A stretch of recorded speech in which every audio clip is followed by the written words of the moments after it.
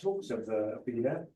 Oh my And we're God. extremely glad to have Emily Jin here from the University of Oxford, from the Bronstein group, who is not only working in this field of AI, but is also working at AstraZeneca. Yeah. Is that correct? Yeah. So has this sort of interesting crossover between the real academic and the applied side.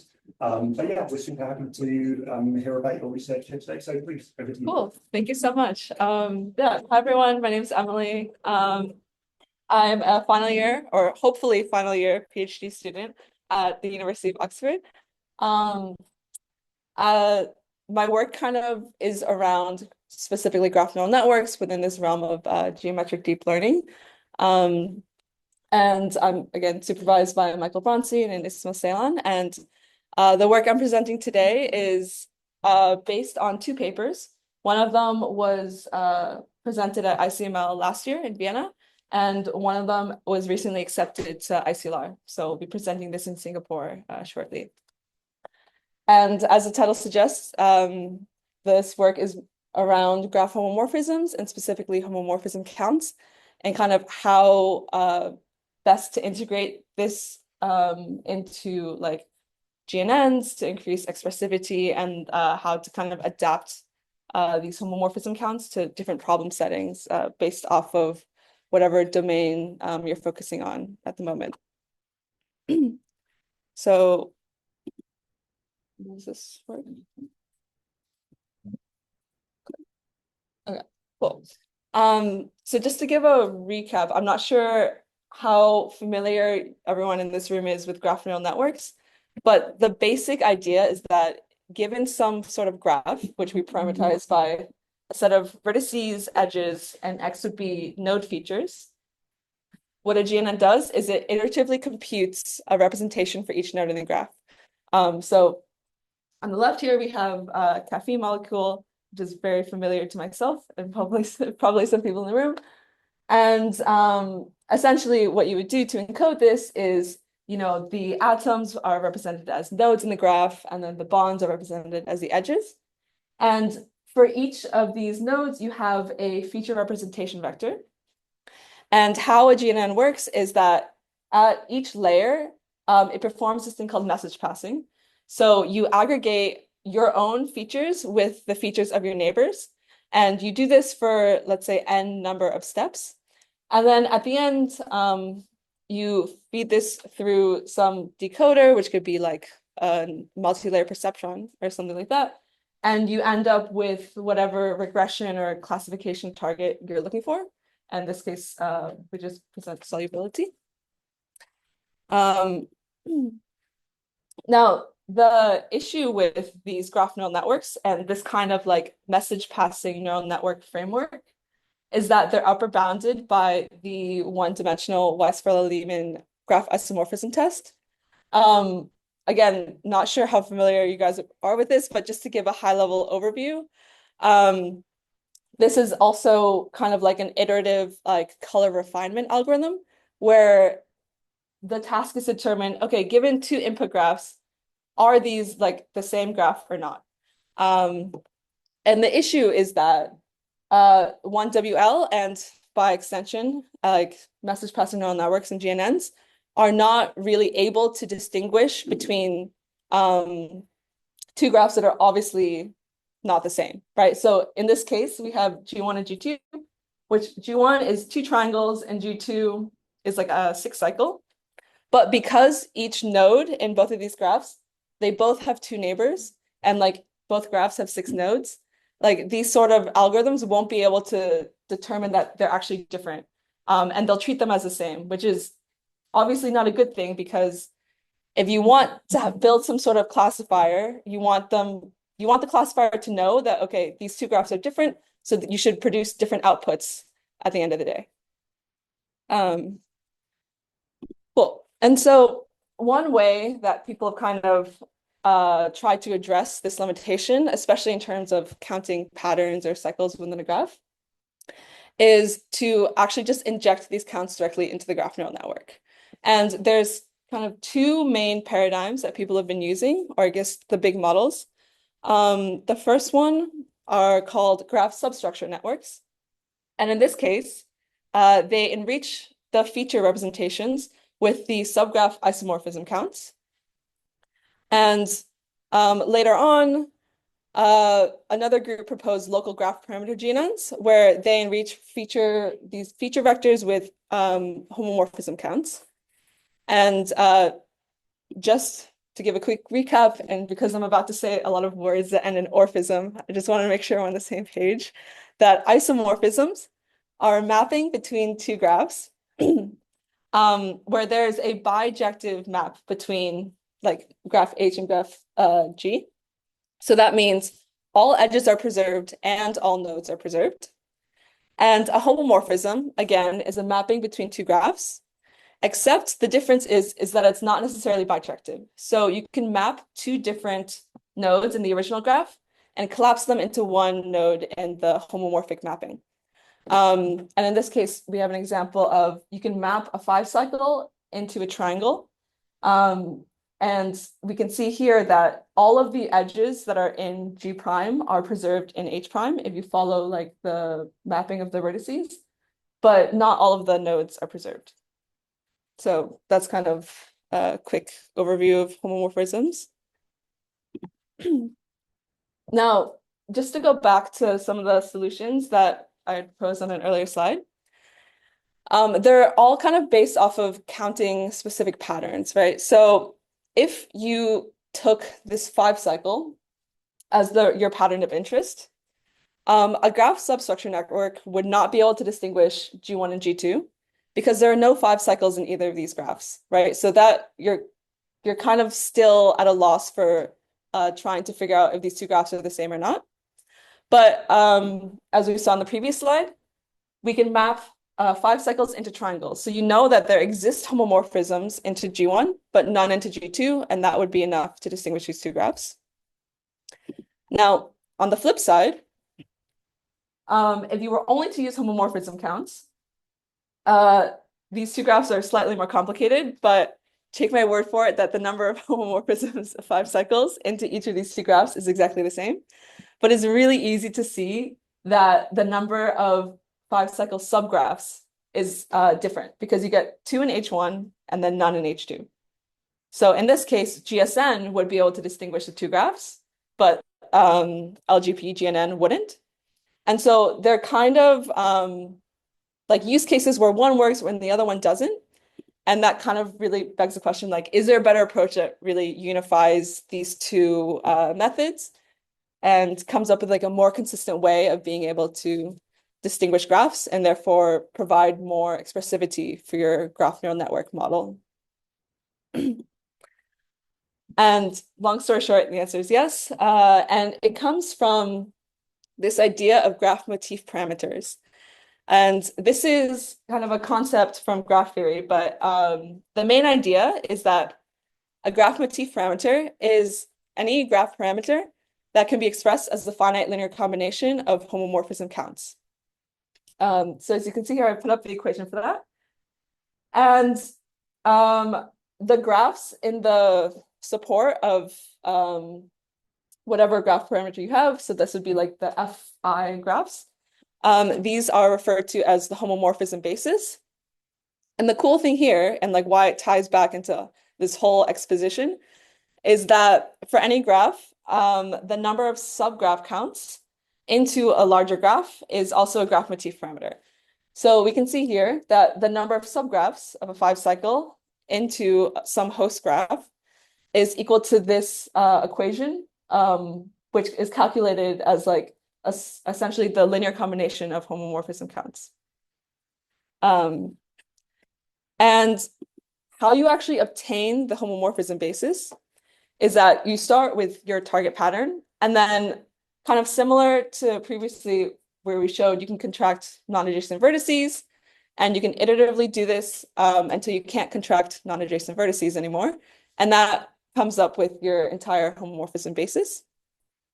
And so for this 5-cycle, you end up with like the 5-cycle itself, this cute little lollipop figure, and the 3-cycle, which is just a triangle.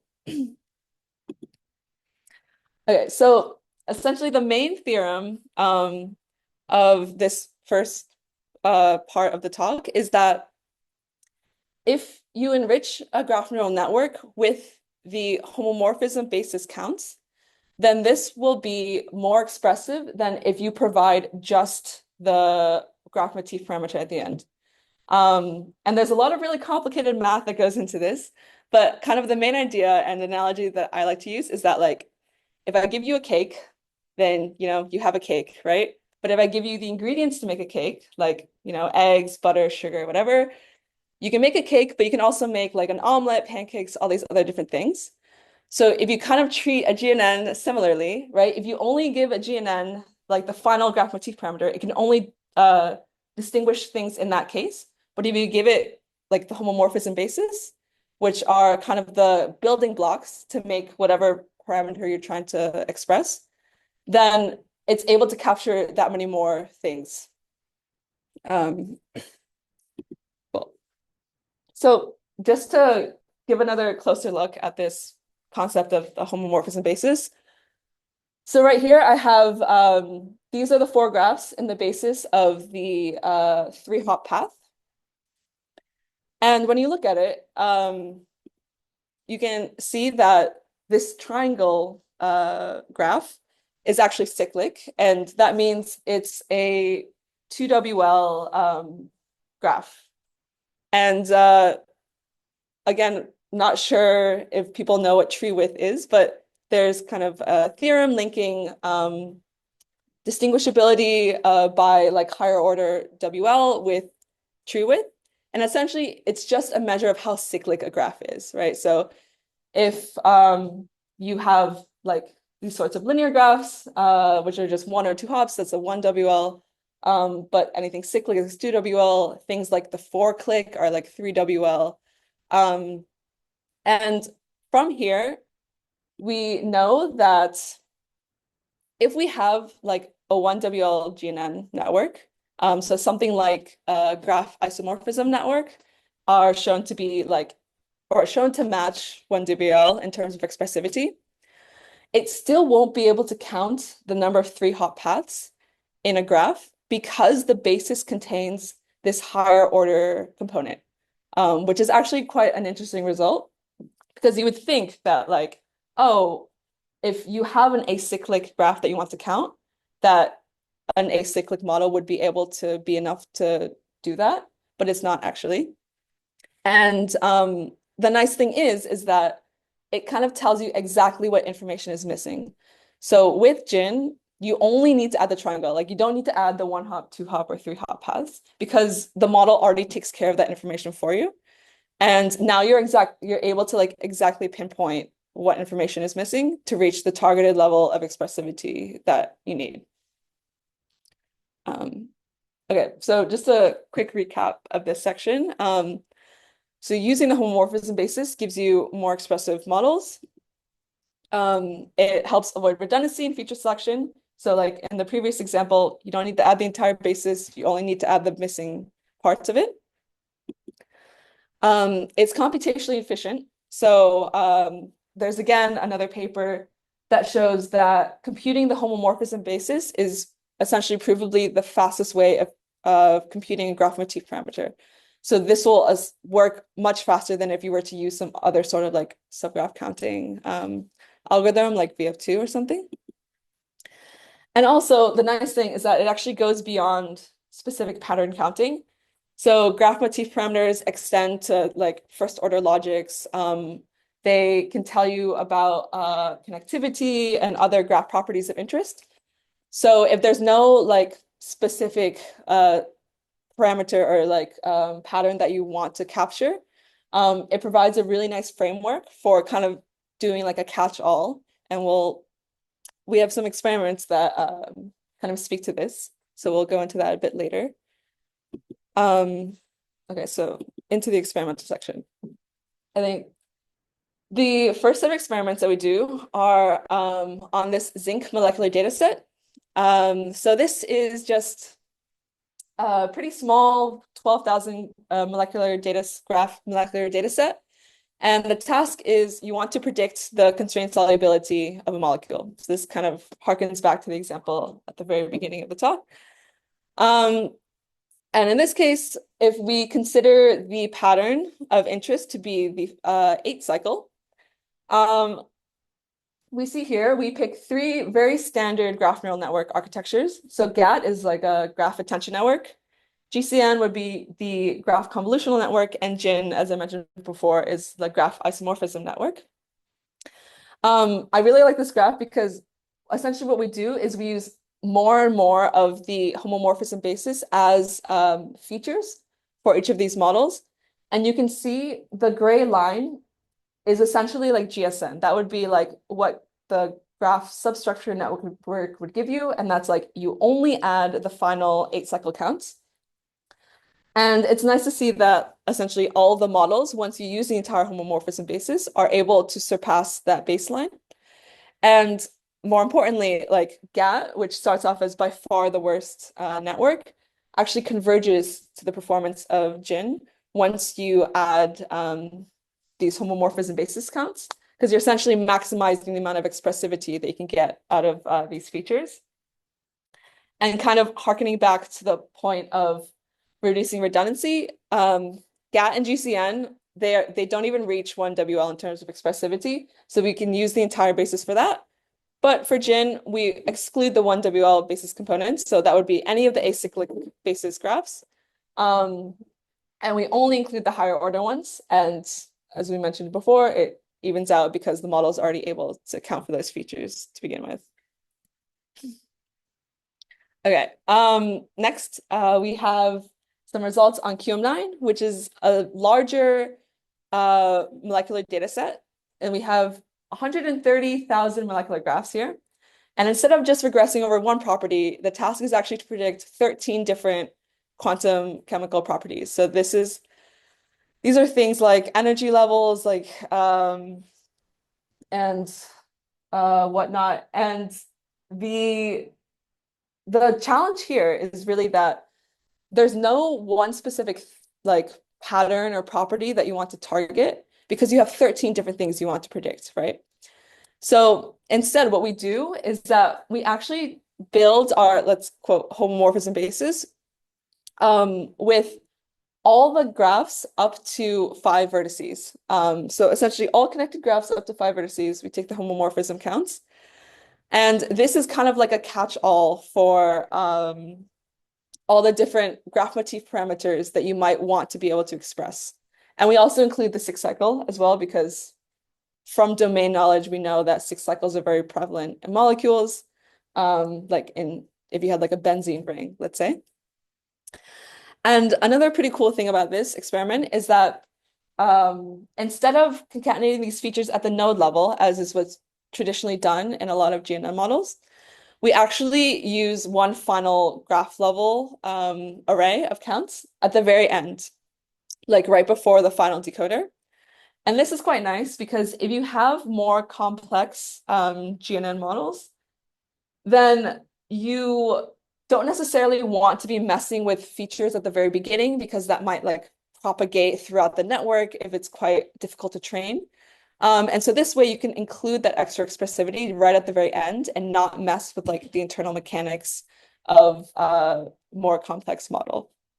So that's quite neat, I thought as well. Okay, last thing on this section is that this approach extends to all levels of the KWL hierarchy. Essentially, this whole hierarchy kind of dictates like when you can or cannot distinguish graphs, right? And the higher the WL, the more types of graphs you're able to distinguish.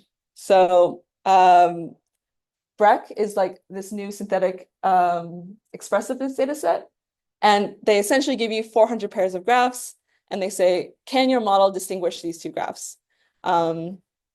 And what we show is that kind of similarly to the approach that we took with the QM9 data set, if we enrich GIN, which is already 1WL, with these counts of the graphs up to 5 vertices, then we get like really competitive results. And if we enrich PPGN, which is the provably powerful graph networks, this is from Hagai Moran's lab. And this is supposedly like a 2WL network. Then it actually is able to achieve like state-of-the-art results. Because there are still structures within the set of graphs up to 5 vertices that are 3WL graphs. So this would be like the 5-cycle, or sorry, not the 5-cycle, the 4-click and things related to the 4-click with extra nodes like attached onto it. Okay, are there any questions before I move on? Yeah. Maybe just to ask, so you were choosing the particular graphs to use there in the homomorphism. How do you make that choice? You need to know something about the structure of your data beforehand. Yeah, exactly. So I think if there is domain knowledge, then you should definitely use that. But in this case of like a synthetic data set, it's not very clear what you should be using. And so that's why we advocate for using like this set of graphs like up to 5 vertices, just so that you kind of cover all your bases. And so in this case, getting up to 5 vertices, why did you choose 5? I mean, it was just like a nice like cutoff point, I think, because I think that set contains roughly 30 graphs. Once you go up to 6, it kind of blows up exponentially. Yeah. So presumably then there are going to be problems that you need to solve where you might have to go higher, where it is going to become computationally expensive. Yeah, you might. But this worked for us, so yeah. Good question though. Okay, cool. So things went like decently well in the GNN world. And so we were thinking maybe this might extend past the message passing paradigm and work as its own graph inductive bias. So quick recap on like graph inductive biases, transformers, and these types of encodings. So a graph transformer, or I guess in this case, a graph transformer specifically, like we're not doing any language model stuff here. They're a special type of GNN that operate over complete graphs. So if you think about how transformers work, essentially they have this global attention mechanism that effectively connects each node to every other node. And so they're able to attend to these different nodes, and then you learn this attention, and this has been shown to work really well. But the downside is that because you're effectively treating your graph as a complete graph, you've just lost all sense of like the underlying actual graph structure. And what people have done to overcome this is that they use a positional encoding or a structural encoding. And this actually is what tells you kind of the actual connectivity of the graph outside of this complete self-attention setup. And that is referred to as a graph inductive bias. And a recent paper kind of showed that these transformer architectures, they don't actually provide any expressivity to the model. Like self-attention is not going to help increase expressivity. What will, though, is the use of these positional. And so that's why we kind of have chosen to focus on these and specifically on using homomorphism counts as a type of structural encoding. And yeah, I also have a few common encoding transformers on here that you may or may not have come across. But essentially here we present motif structural encodings. And they're a type of encoding that are parameterized by a choice of graphs, G, and a choice of node weightings. So this is the equation for MOS, I guess. And some of the advantages include that as covered in the you're kind of able to express any graph motif parameter that you want, and you're able to count any pattern property that you may want from your graph transformer model. And also, you're able to exceed any level of KWL with a single graph. This doesn't mean that you're going to be able to distinguish all graphs that KWL can distinguish, but given some additional graph in your set G, you'll be able to kind of distinguish beyond what like a fixed level of WL based off of how you choose your graphs. So when we compare MOS to other popular encoding methods, we see that it performs pretty well. Here, like zinc is, as I mentioned before, a molecular data set. The PCQM4M is like another molecular data set from the OGB, I think. And CFAR10 is actually an imaging data set. And the nice thing here is that you can adapt your motif graphs flexible framework depending on what kind of task you want to do, right? Like whether or not you're doing regression for molecules or classification for images, the fact that you kind of get to choose and play around with how you parameterize it is like a really strong advantage. This is in contrast to random walk structural encodings, which are a very popular type of encoding. And this is another main theorem from this paper, is that our motif structural encodings fully generalize like random walk structural encodings. And just to give a quick recap, if you haven't come across random walk encodings, is you essentially start at like one node and you do cycles of length up to L, and it essentially calculates the probability that you'll return back to yourself. And so we were thinking, oh, this kind of sounds like a cycle. And in fact, it is that if you choose cycles as the pattern graphs that you use to parameterize MOS, and 1 over degree of a node for the weightings, then you're able to actually fully recover these random walk encodings using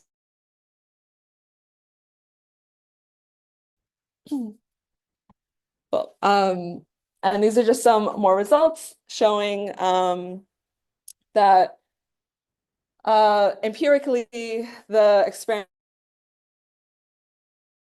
and that across a bunch of different both GNN, MLP, and like graph transformer models, motif structural encodings outperform random walk structural encodings. So it's nice to see that, you know, what you prove actually holds up in the real world, because it doesn't always happen sometimes. Okay, and the last kind of set of experiments that I want to present for this set is that we also generate a new synthetic data set where the task is to predict the fractional domination number of a graph.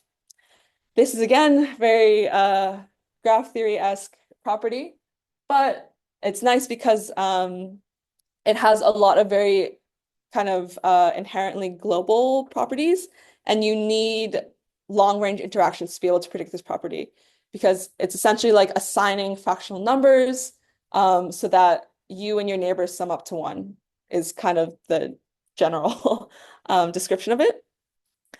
And it's used essentially to optimize resource allocation. So it does have some real-world applications there. And we also picked it because we were able to generate a data set where it's not really uniform. So as you can see, it's skewed quite a bit to the right. So it's kind of a more difficult distribution for a model to learn. And the nice thing is that even a simple like multi-layer perceptron with our motif structural encodings are able to outperform like the graph transformer models, which have all these fancy like self-attention mechanisms, which is quite nice.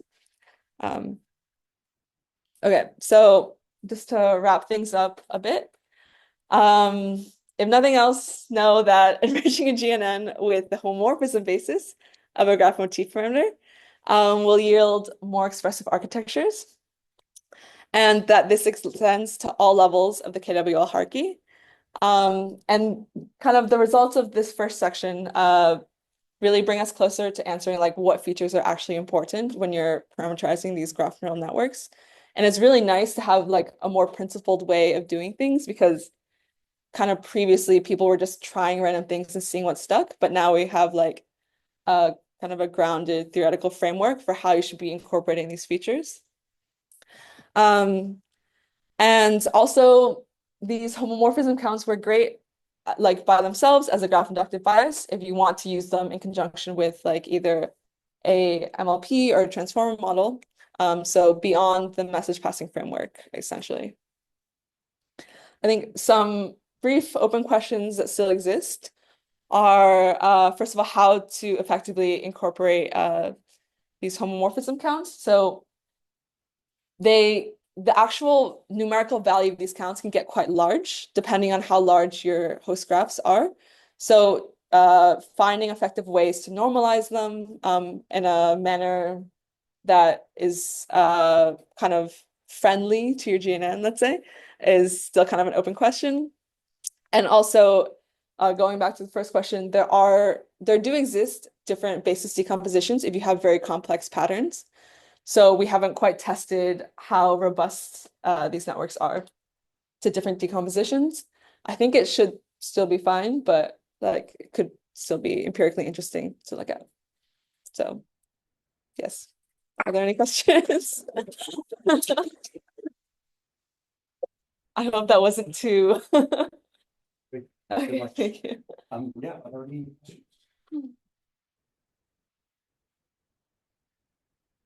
So I have a. Oh, Yeah. If there are particular molecule structures, so practical actual molecule data sets that would be better functional by this than just the regular GNN. Well, I mean, we test on a bunch of molecular data.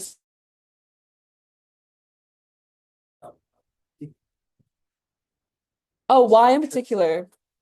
Yeah, I mean, I think the one big part of it is probably the fact that you actually get to incorporate this domain knowledge. So if you know that like in chemistry, rings are important and they dictate certain properties, then obviously you'd want to be able to account for those in your model. But like some other models don't have this flexibility. And the ability to kind of recognize different patterns, like all of the different, let's say, functional groups in organic chemistry, if you wanted to be able to kind of track those and incorporate that into your feature space, this is like a very clear and easy way to do it. Whereas if you just had like a simple like graph convolutional network that can't even count edges really. So yeah.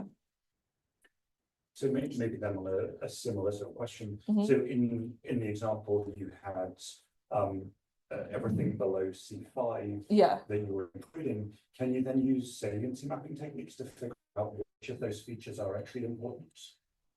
You probably could, yeah, like map back like which ones were being used more. Yeah, you probably could. But that's kind of like a post-analysis thing. Yeah, yeah. Yeah. And then in terms of the positional encodings, Yeah. I know that with transformers sometimes you do sort of learned positional encodings. Mhm. Can you do something similar here? Like learned in what way, I guess? So I think that you don't, so you can use sort of sine and cosine positional encoding. Oh, yeah.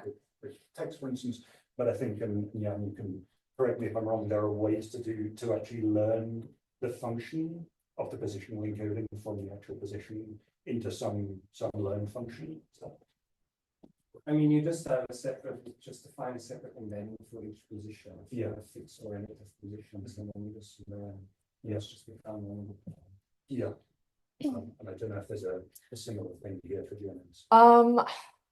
I don't think so, but I'm not as familiar, so don't quote me on that. I think in this case, because you do actually have to like the motif structural embeddings are parameterized by a choice of like pattern graphs G.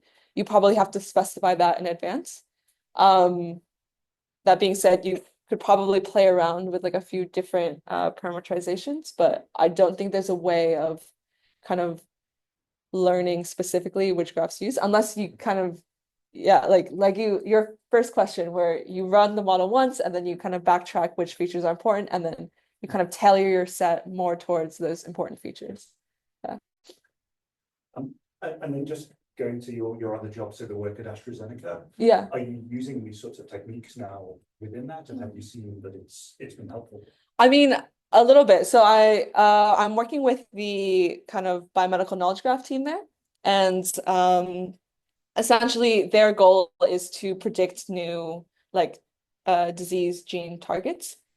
And the nice thing about the homomorphism counts is that you can compute them extremely quickly, and they have like these massive like million node graphs, and so we're actually starting now to kind of trying to use like faster methods to do this type of like relational link prediction there. Yeah. Yeah. Any other question? Cool. Is there like a grand challenge that graph neural networks are doing particularly well at the moment? Like, I don't know, so I'm thinking of like, AlphaFold solved for protein folding really well, and everyone's like, that's really cool. I don't know. I don't think there is one, to be fair. I think honestly the GNN data sets and benchmarks are pretty horrible. So if anyone would like to create a nicer like grand challenger data set, I think the community really needs it. Yeah. Yeah, I mean, so there's a large subset within molecules just because they're quite easy to map into graphs, I think. There's also a few larger molecules like peptides. They have these peptides data sets as well. But in general, if you're talking relational graphs, it'll be these like social networks or like citation graphs. Sometimes like these like lexical, like Wikipedia based graphs where you're connecting entities. But no, there's no like kind of gold standard, like your model should try to solve this problem. Yeah. It'd be nice though. Yeah. I know about these synthetic data. So there was a data set at the end which you said you generated. And Yeah. Bricks, that was another one. And that was generated by someone else. Yeah. So yeah, exactly. With your data set, how did you generate the data? So essentially we just took we randomly generated a bunch of Erdos Relishi. I never know how to pronounce that name. Graphs, and with like various different densities and different number of nodes, like between some bounded range, and we just like kept generating them with these sampled parameters. And yeah, we ended up sampling like 10,000 graphs, and for each one of these graphs you can compute the fractional domination number. Okay, so Yeah. these graphs don't need to be on molecular graphs. No, these are not supposed to be molecular graphs. Yeah, they're just Wait, random what's graphs. the one next to you? No, those are also not molecular graphs. Yeah. Yeah. Size of each class. Are you still on 5 vertices there? No. So these are anywhere between like probably 20 to 100 nodes. Yeah. Yeah. It's a pretty big range that we sampled. Yeah. Yeah. And some of them are really dense, right? Because we also sampled densities as well. So yeah. But that's how you get like a nice range of different graphs to test over, which is quite nice. So Deshen works on spatiotemporal graph neural networks. Has this been looked at in that sort of context? I don't know. I mean, I'm not a huge expert on spatiotemporal graphs. Not that I know of, but maybe they could be useful. Yeah, sorry. In this data, task, there's no time. No, there's no time. That's the thing. Yeah. Topology. Yeah. It's all essentially graph structure. Yeah.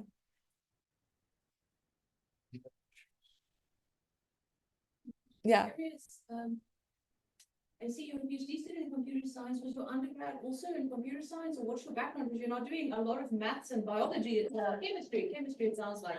Yeah, so my undergrad was in computer science and chemical engineering. Yeah. Yeah.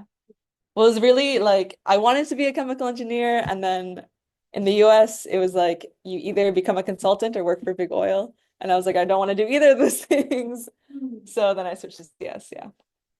But yeah, I quite like doing kind of bridging the gap between more theoretical and applied things. So it's quite nice.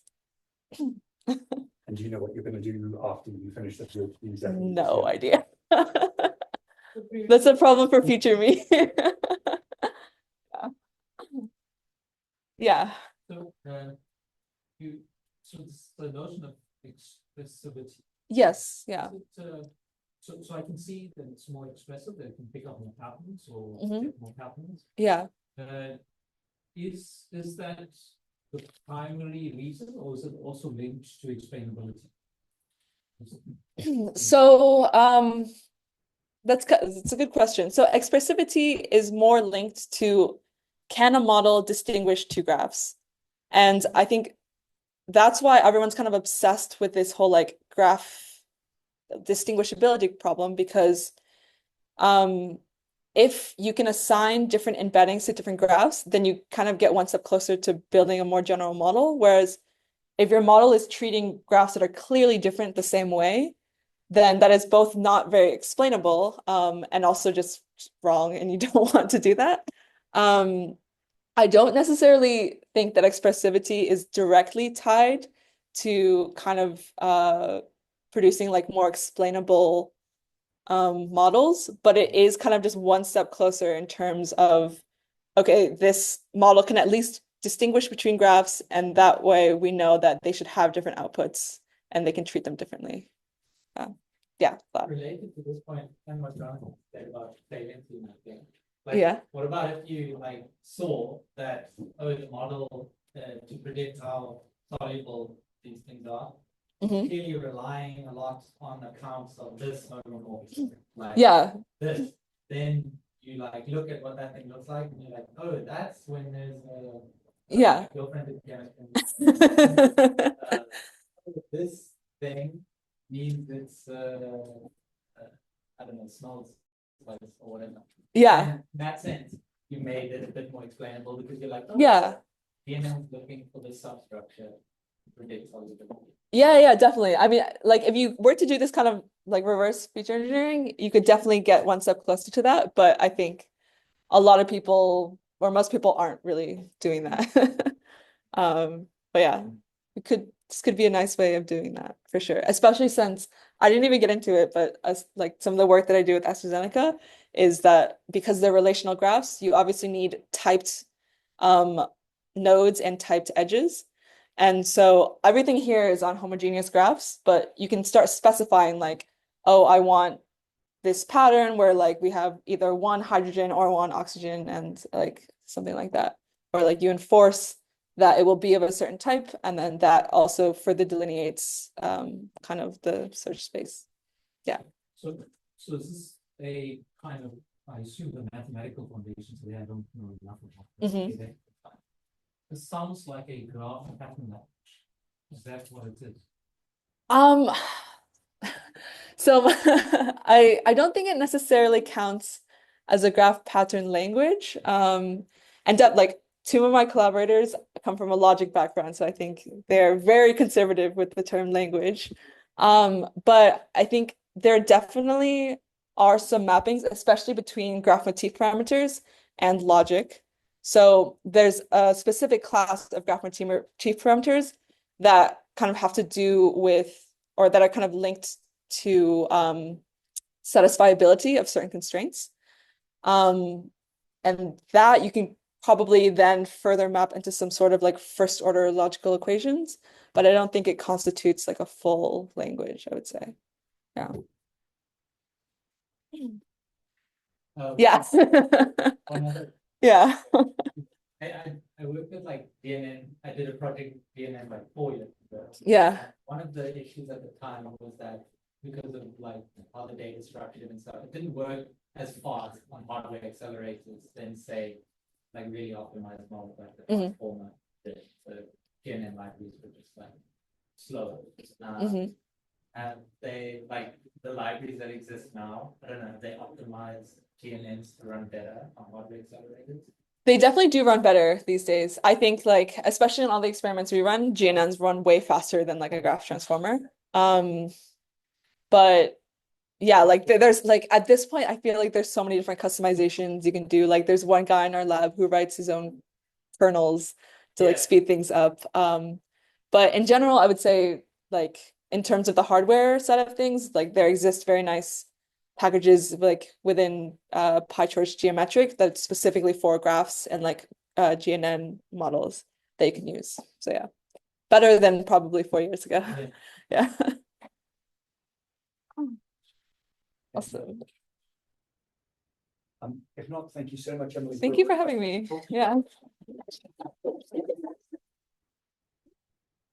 Okay, stop sharing.